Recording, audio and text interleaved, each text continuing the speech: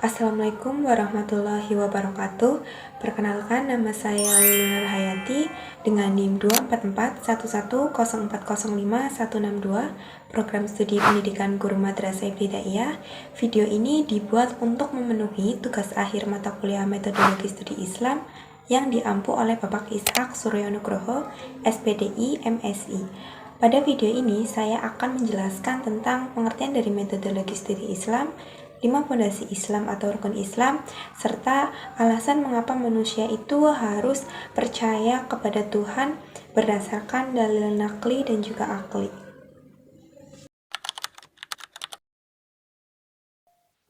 Baik, selanjutnya itu ada pengertian metodologi studi Islam. Yang pertama itu ada pengertian metodologi.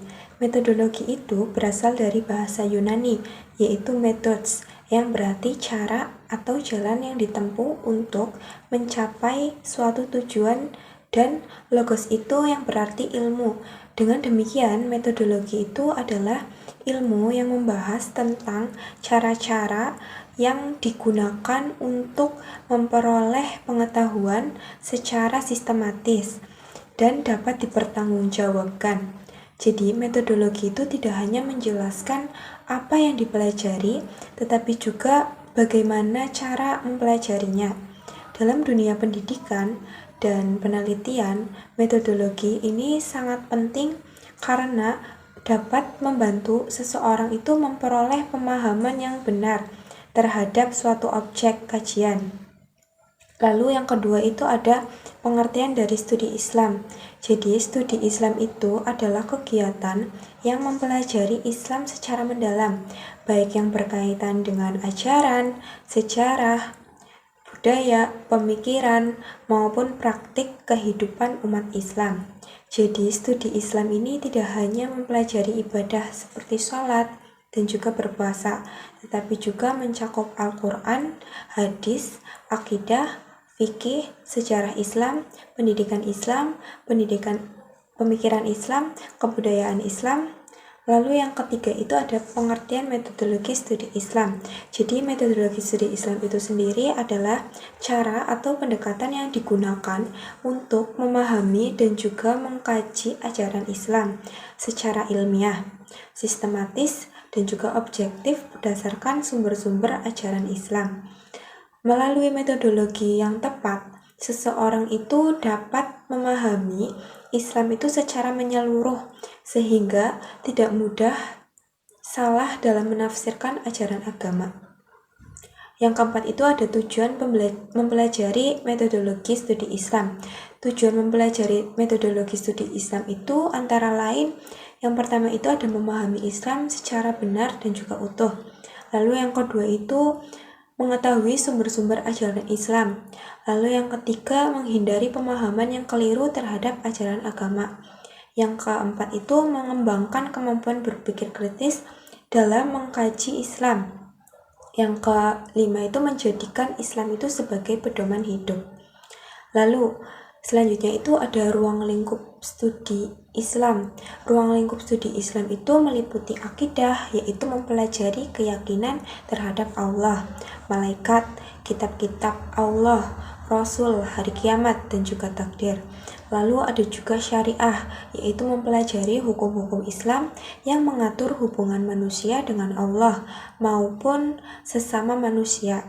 Lalu ada juga akhlak, yaitu mempelajari perilaku dan juga moral yang sesuai dengan ajaran Islam.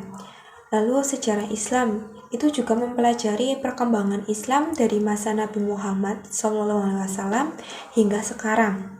Lalu peradaban Islam itu juga mempelajari kontribusi umat Islam dalam bidang ilmu pengetahuan, teknologi, seni, dan juga budaya.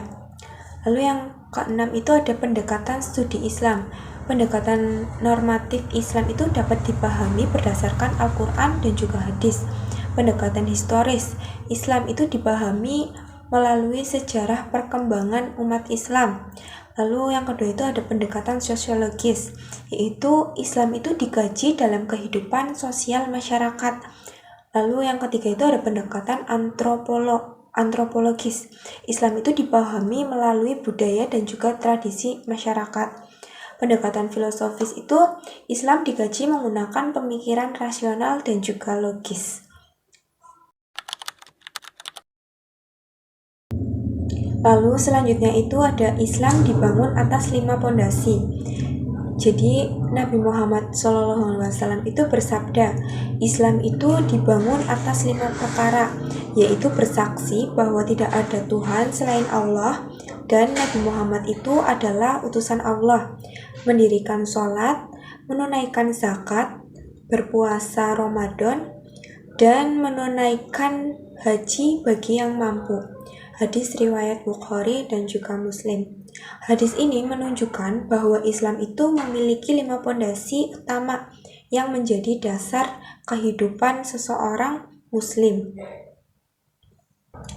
Yang pertama itu ada syahadat. Pengertian syahadat itu berarti kesaksian bahwa asyhadu an la ilaha illallah wa asyhadu anna Muhammad Rasulullah. Itu artinya aku bersaksi bahwa tidak ada Tuhan selain Allah dan aku bersaksi bahwa Nabi Muhammad itu adalah utusan Allah. Jadi, makna syahadat itu yang pertama ada mengakui keesaan Allah. Yang kedua itu menolak segala bentuk kemusyrikan.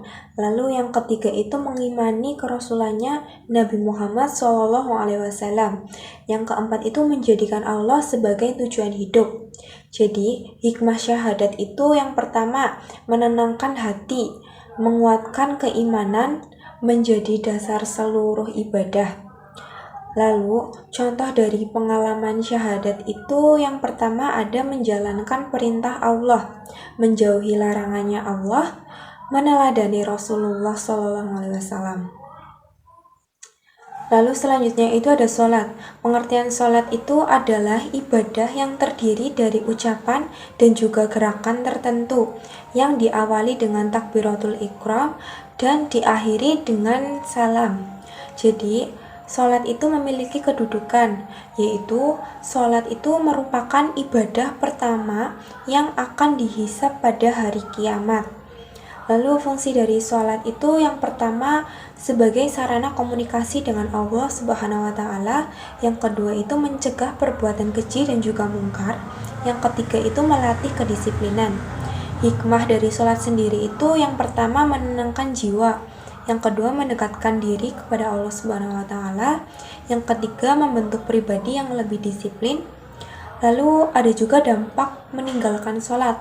Yang pertama itu hati kita menjadi keras, hubungan dengan Allah itu melemah, kehilangan keberkahan hidup juga. Lalu selanjutnya itu ada puasa. Pengertian dari puasa sendiri itu adalah menahan diri dari makan, minum, dan juga hal-hal yang dapat membatalkan puasa. Puasa itu mulai dari terbit fajar hingga terbenam matahari dengan niat karena Allah Subhanahu wa Ta'ala. Tujuan dari puasa itu sebagaimana dalam Quran surat Al-Baqarah ayat 183. Tujuan puasa adalah agar manusia itu menjadi bertakwa. Adapun hikmah dari puasa yaitu melatih kesabaran, mengendalikan hawa nafsu, menumbuhkan rasa empati, menjaga kesehatan, lalu nilai pendidikan dalam puasa.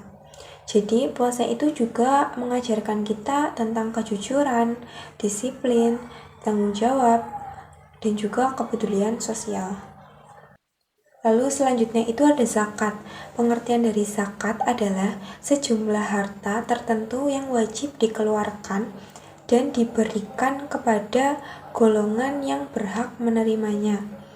Lalu adapun tujuan dari zakat, yang pertama itu membersihkan harta, yang kedua itu membersihkan jiwa dari sifat kikir, yang ketiga membantu masyarakat yang membutuhkan.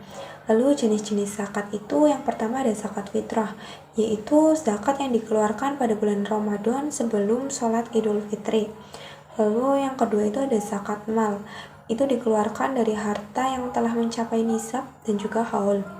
Adapun hikmah dari zakat, yang pertama itu menumbuhkan solidaritas sosial, yang kedua mengurangi kemiskinan, yang ketiga mempererat persaudaraan umat Islam.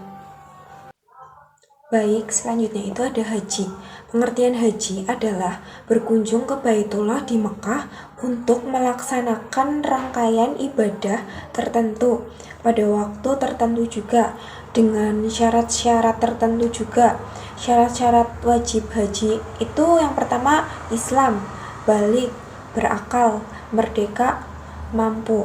Lalu adapun hikmah dari haji, yang pertama itu menumbuhkan persatuan umat Islam, yang kedua menghapus dari dosa, yang ketiga melatih kesabaran dan juga pengorbanan, yang keempat itu pelajaran dari ibadah haji. Jadi haji itu mengajarkan kita untuk kesederhanaan, kesetaraan manusia, ketaatan kita kepada Allah Subhanahu wa taala. Seperti itu. Selanjutnya itu, apakah seseorang masih disebut muslim jika meninggalkan salah satu dari rukun Islam tersebut? Jadi, para ulama itu menjelaskan bahwa seseorang yang meninggalkan salah satu rukun Islam tersebut karena malas tetapi masih meyakini kewajibannya, tetap dianggap muslim, namun berdosa besar. Berbeda jika seseorang itu mengingkari kewajiban rukun Islam tersebut. Misalnya itu mengatakan bahwa sholat itu tidak wajib atau puasa Ramadan itu tidak wajib, padahal telah mengetahui dalilnya. Maka hal tersebut itu dapat membahayakan akidahnya. Karena itu, kelima rukun Islam itu harus dijaga dan diamalkan dalam kehidupan sehari-hari. Mengapa manusia itu harus percaya kepada Tuhan? Yang pertama itu ada dalil nakli. Dalil naklinya adalah dalil yang bersumber dari wahyu Allah, yaitu Al-Quran dan juga hadis. Quran surat Al-Ikhlas ayat 1 sampai dengan 4. Ayat ini menjelaskan bahwa Allah Maha Esa, tidak beranak dan tidak beranakan serta tidak ada yang setara dengannya. Quran surat Al-Baqarah ayat 21, Allah memerintahkan manusia untuk beribadah kepadanya karena dialah yang menciptakan manusia. Lalu Quran surat Az-Zariyat ayat 56, Allah itu menciptakan manusia dan jin untuk beribadah kepadanya. Seperti itu. Lalu yang kedua itu ada dalil akli. Jadi yang pertama itu ada argumentasi penciptaan setiap benda. Pasti itu ada pembuatnya. Contohnya itu seperti rumah, ada yang membangun, lalu buku, ada juga yang menulis, dan kendaraan, ada yang membuatnya. Maka alam semesta itu yang jauh lebih kompleks tentu memiliki penciptanya, yaitu Allah Subhanahu wa taala. Lalu yang kedua itu ada argumentasi keteraturan alam. Jadi matahari itu terbit setiap hari pada waktunya. Planet bergerak pada orbitnya. Lalu pergantian musim berlangsung itu secara teratur. Keteraturan ini itu menunjukkan adanya pengatur yang maha bijaksana. Lalu yang ketiga itu ada argumentasi sebab akibat. Jadi segala sesuatu yang ada itu pasti memiliki sebab. Alam semesta itu tidak mungkin muncul dengan sendirinya tanpa adanya sebab pertama, yaitu Allah Subhanahu wa taala. Lalu yang keempat itu argumentasi fitrah. Jadi manusia ketika menghadapi kesulitan besar, manusia itu secara naluriah cenderung memohon pertolongan kepada kekuatan yang lebih tinggi. Jadi hal ini itu menunjukkan adanya fitrah untuk mengenal Tuhan. Jadi perkembangan ilmu pengetahuan dan teknologi itu saat ini membawa banyak sekali perubahan dalam kehidupan manusia. Jadi informasi itu dapat diperoleh dengan sangat cepat melalui internet dan juga media sosial. Namun kemudahan tersebut itu tidak selalu membawa dampak positif. Banyak juga informasi keagamaan yang beredar tanpa diketahui kebenarannya, sehingga dapat menimbulkan kesalahpahaman dalam memahami ajaran Islam. Oleh karena itu, mempelajari metodologi studi Islam ini menjadi sangat penting agar seseorang itu memiliki kemampuan untuk menyeleksi informasi, memahami dalil secara tepat, dan tidak mudah terpengaruh oleh pemikiran yang menyimpang dari ajaran Islam. Jadi, metodologi studi Islam ini membantu umat Islam untuk memahami agama secara komprehensif, tidak hanya berdasarkan emosi atau kebiasaan, tetapi juga berdasarkan sumber yang jelas dan metode yang dapat dipertanggungjawabkan. Di era digital ini, banyak sekali orang yang belajar agama melalui media sosial.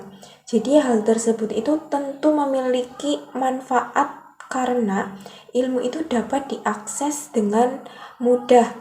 Akan tetapi, seseorang juga harus memiliki kemampuan untuk membedakan mana informasi yang benar dan mana yang tidak, seperti itu.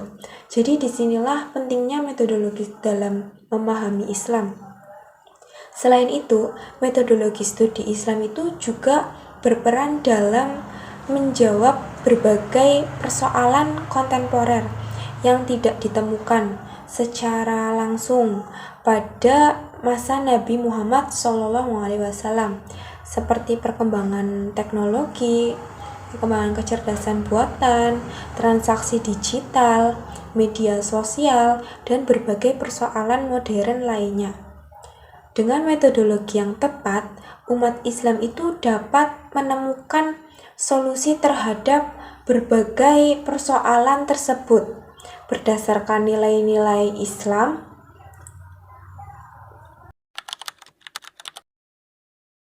Jadi kesimpulannya, berdasarkan pembahasan yang telah dipaparkan, dapat disimpulkan bahwa metodologi studi Islam itu merupakan ilmu yang membahas cara atau pendekatan dalam memahami, mengkaji, dan juga meneliti ajaran Islam secara sistematis dan juga ilmiah.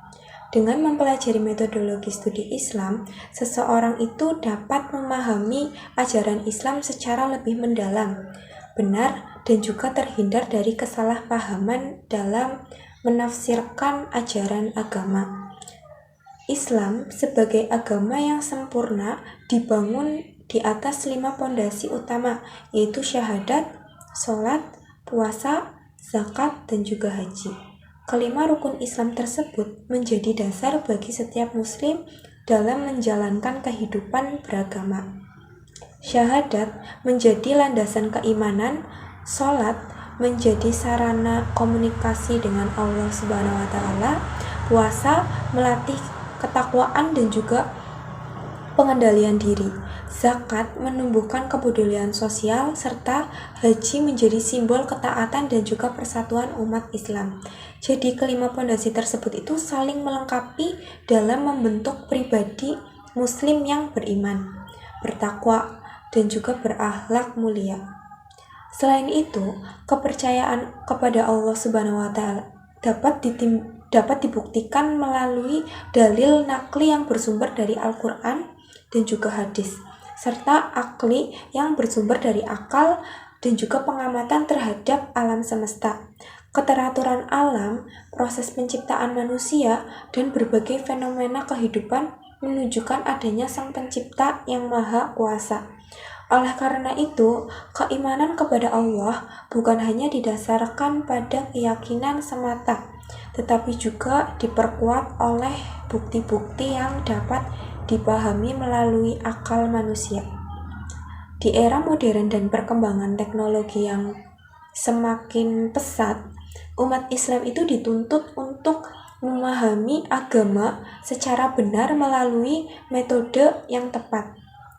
Dengan bekal pemahaman Islam yang baik, diharapkan setiap muslim itu mampu menghadapi berbagai tantangan zaman, menjaga akidah, mengamalkan ajaran Islam dalam kehidupan sehari-hari, serta menjadi pribadi yang bermanfaat bagi agama, masyarakat, bangsa, dan juga negara.